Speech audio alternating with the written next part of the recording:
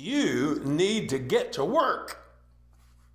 You know, that's a that's a lot of how things work in the church. It's like, you know, someone comes in and we immediately want to put them to work, get them working, get them going. And, you know, that's not altogether bad, but it really is not New Testament in the sense that that ought not to be our first thing, is to get to work. It ought to be get to worship.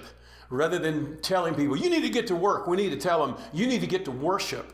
They need to be grounded in the things of God and doing the things of God. I mean, I've been pastoring a long time, and I don't know how many times I've seen in the body of Christ that someone gets saved and immediately we want to use them as a poster boy.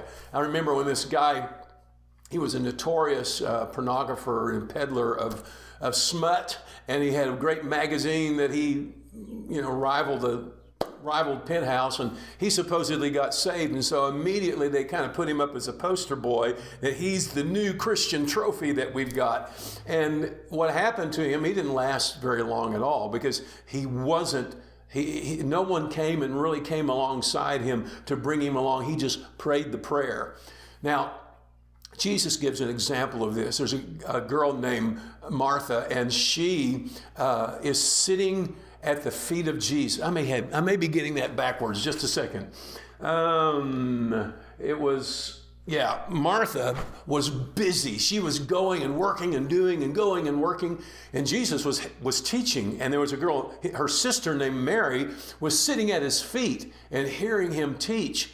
And Martha was in there, you know, getting dinner ready and working so hard. And she got real upset. And she comes to Jesus and says, you know what? I'm working so hard. I'm doing all this stuff and getting dinner ready, and my sister's just sitting there listening to preaching and praying and all that stuff, and she's not even helping me. Tell her to get up and help me. And Jesus' response was, oh, Martha, Martha, you're so worried about so many things. He said, your sister has chosen the greater thing, and it will never be taken away from her. Does that mean that dinner shouldn't have been ready? No, I guess it should have been, but you know what? You got to get first things first. You need to become a worshiper and a word person before you become a worker.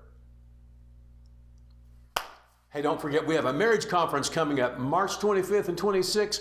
Happily Ever After is the name of it. $50 a couple. If you want to be involved, let us know and we'll get you registered. See you tomorrow.